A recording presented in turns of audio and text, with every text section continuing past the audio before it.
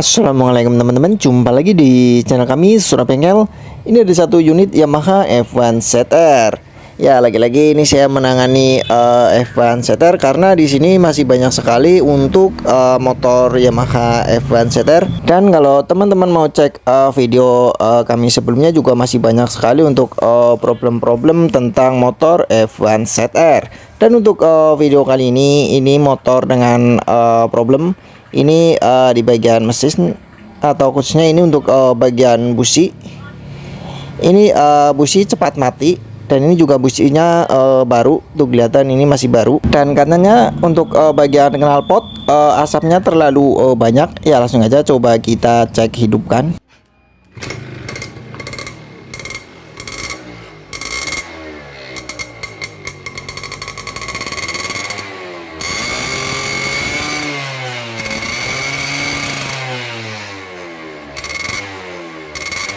Yaitu kelihatan untuk asapnya seperti ini.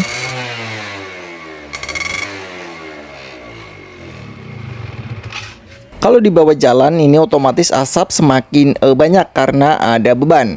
Dan di sini kita bisa lihat untuk bagian ujung knalpotnya ini juga basah seperti ini. Ini untuk oli pada keluar ini lewat knalpot seperti ini. Tuh kelihatan pada basah seperti ini.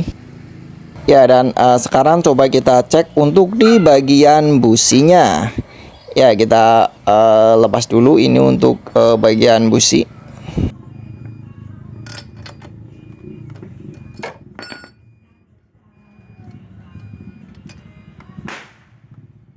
Dan untuk kondisi businya seperti ini. Ya, di sini kita bisa lihat ini untuk businya sangat basah seperti ini. Dan basah ini disebabkan karena oli. Ini di sini kita bisa lihat ini dari oli, ini bukan dari BBM. Dan untuk penyebab ini busi basah dari oli seperti ini biasanya terlalu banyak oli samping. Dan katanya motor ini untuk oli sampingnya udah nggak ada, dan untuk oli sampingnya dicampur jadi tidak terlalu banyak. Tapi untuk busi selalu basah dan cepat mati. Dan kemudian untuk masalah selanjutnya ini ada di dalam mesin. Untuk di bagian dalam mesin ini ada seal. Dan sealnya bocor, dan alhasil untuk oli mesin ini masuk ke ruang bakar. Dan kemudian busi selalu basah dan cepat mati karena terlalu banyak si oli yang masuk ke ruang bakar. Ya, langsung aja kita buka blok kopling ini dan kemudian cek bagian seal kruk asnya. Ya, langsung aja ini udah dibongkar, dan maaf saya skip ini supaya si videonya tidak terlalu panjang. Karena untuk bagian untuk pemasangan atau buka ini bagian kopling itu udah banyak di video sebelumnya. Ya, jadi langsung aja kita skip. Ya, ini kita tinggal buka ini untuk bagian tutup seal kruk asnya.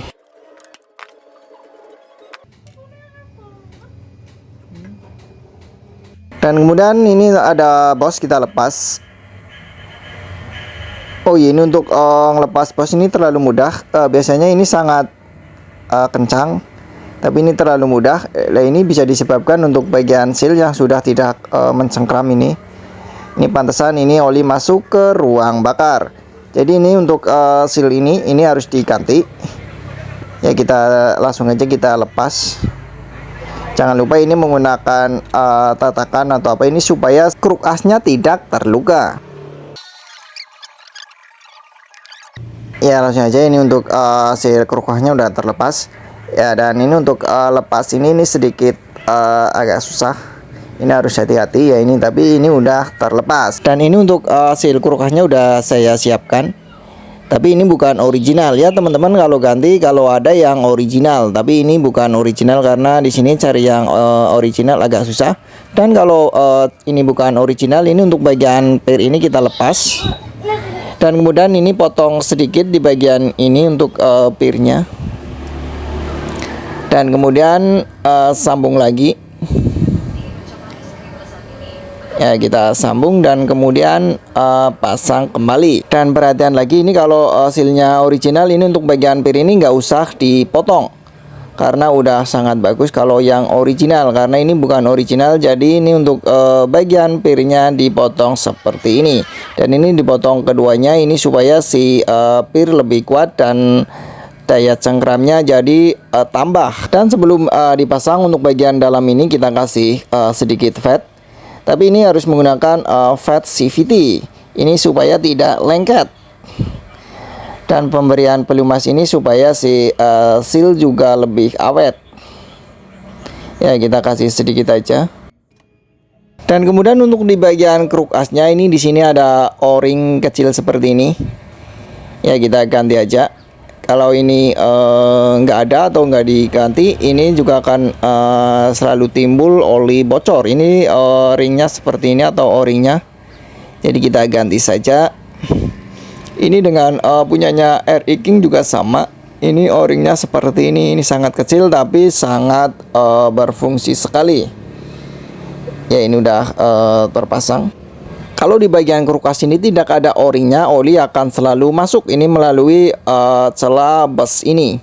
Dan untuk di bagian luar itu ada seal, dan kemudian untuk bagian dalam ini kalau di dalam tidak ada o-ringnya seperti ini akan oli atau akan selalu masuk lewat sela-sela bus ini. Jadi sama juga oli masuk ke ruang bakar.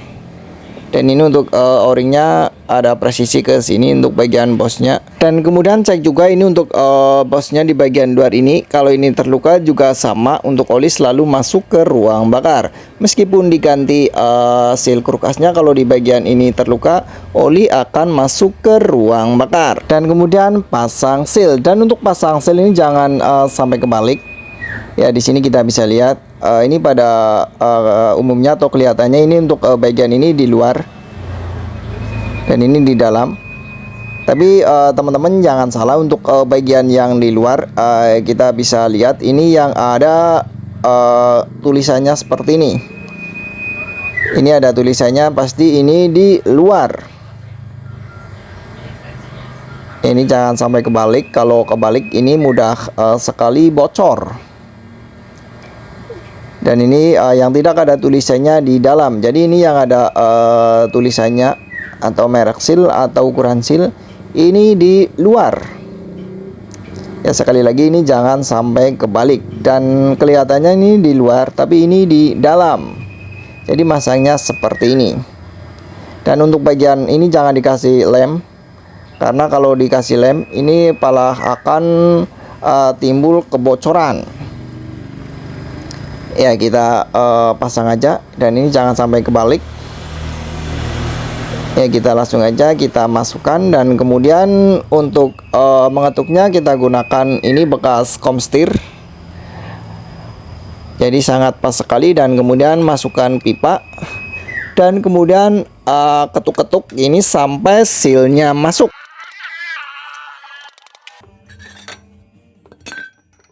Ya, ini udah masuk, kita cek dulu. Ini untuk pemasangan seal harus masuk semua atau harus rata. Karena kalau pemasangan seal tidak rata akan mudah sekali bocor. Ya, jangan lupa kita bersihin dulu karena ini ada sedikit kotoran. Dan kemudian pasang bosnya ini. Dan kita bisa cek ini untuk bosnya masuk. Ya, ini sangat kencang karena sealnya baru dan bagian per udah dipotong sedikit. Dan kemudian pasang tutup seal baut dan dikencangkan.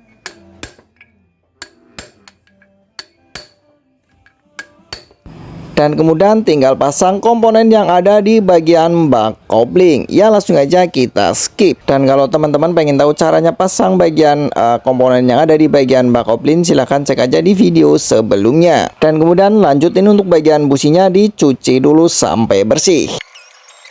Ya, ini untuk bagian busi udah dicuci dan udah bersih. Dan sebelum busi dipasang, kita bersihkan dulu ini untuk bagian yang ada di blok ini. Kita masukkan kain dan kemudian kita engkol-engkol. Karena di dalam masih ada sisa-sisa oli. Ya, jadi kita bisa bersihkan dulu dengan cara seperti ini.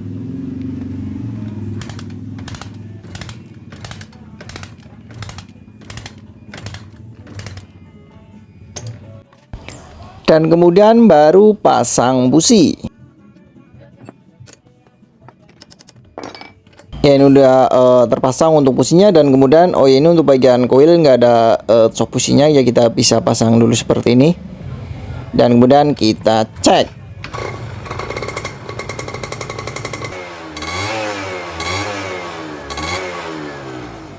Dan kemudian kita cek untuk bagian knalpotnya.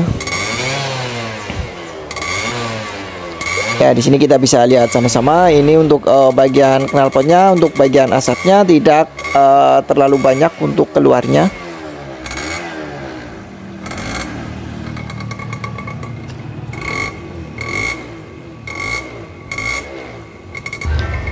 Ya, coba kita cek bawa jalan dulu.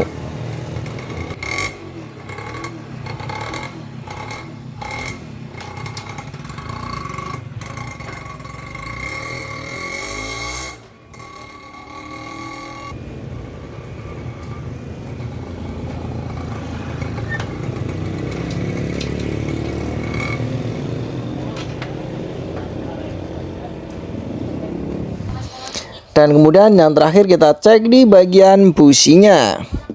Ya, lihat kita cek kondisi businya seperti apa.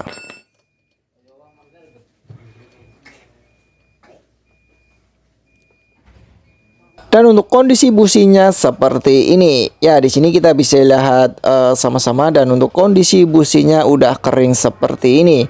Dan apalagi ini udah kering merah patah seperti ini. Ini tandanya udah normal. Kalau udah merah patah seperti ini untuk bagian BBM normal, pengapian juga normal. Jadi merah patah seperti ini. Kalau hitam belum normal, kalau putih BBM terlalu irit. Jadi harus normal merah patah seperti ini. Ya, jadi saya rasa sudah cukup. Jadi untuk sumber permasalahan ini busi boros atau selalu basah, ini disebabkan ini bagian seal kruk as ini yang bocor dan oli masuk ke ruang bakar. Ya, cukup sekian dulu video dari kami, semoga bermanfaat.